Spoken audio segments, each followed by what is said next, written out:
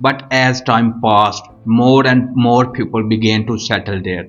New buildings were constructed to accommodate them, and many educated and learned individuals started living, working, teaching, and learning in this town. With this increasing influx of people, Takshashila gradually moved towards organized development.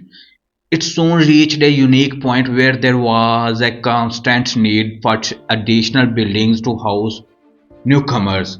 To meet this demand, the rulers of the time, along with wealthy and influential individuals, began donating generously for its expansion. As a result, scholars from across the world started migrating to Takshashila, and slowly this town transformed into one of the most advanced learning hubs of the ancient world. Now, friends, an important question arises: why did this town gain the status of a dedicated learning hub for the entire world? What was so special about Takshashila that scholars and students from different parts of the world began to settle here, teach here, and learn here?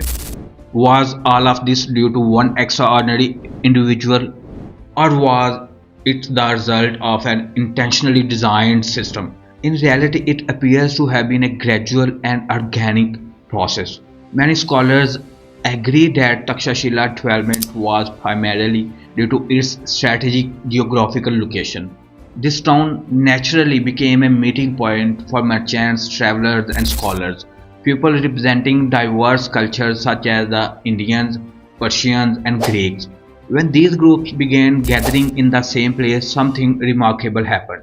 There was an exchange of ideas, of knowledge, of philosophy. Naturally, this town evolved into a hub of learning. And when these merchants, travelers, and scholars coming from different civilizations and cultures interacted with one another here and later returned to their homelands, they carried with them stories of these intellectual centers.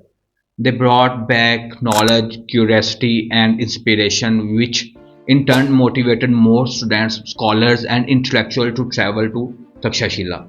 In this way, slowly and organically, Takshashila transformed into a globally recognized center of learning, known and celebrated across the ancient world. This center of education, Takshashila, had reached a unique status, a place where students came not only from India but from across the world to learn and acquire knowledge. If we look closely, students traveled from regions as far as Babylonia, Greece, Syria, Arabia, Phoenicia, and even China to study here. The Takshashila Education Center had thus become a prestigious institution where those who came to learn were regarded with great respect and honor. It was a place where the pursuit of knowledge was valued above all, and where scholars and students were celebrated for their dedication to learning. And why were students regarded with such respect? Friends, it is an important point to consider. Think about it. Greek philosophers like Aristotle, Socrates, and Plato, who are often credited as the founder of philosophy, political science, and many other disciplines, were born around 400 BCE. If we talk about some of the greatest names associated with the Takshashila Educational Center, the first and most famous is Kautilya.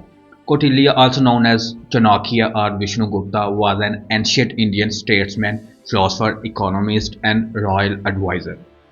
In addition to his political and strategic contributions, Kautilya authored a highly influential book, the Arthashastra, which in modern terms is often referred to as the science of politics.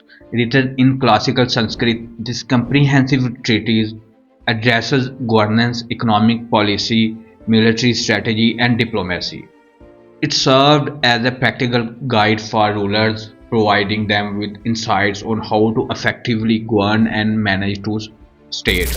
In addition, Kautilya developed his famous Saptanga theory, in which he outlined seven essential elements that are crucial for the success of any state or kingdom. These elements are Swamin, the ruler or sovereign. Number two, Amatya, the ministers or advisors. These elements are Swamin, the rulers or sovereign; Amatya, the ministers or advisors; Janapat, the population and the territory; Durga, the fortress or defensive structures; Kosha, the treasury or financial resources.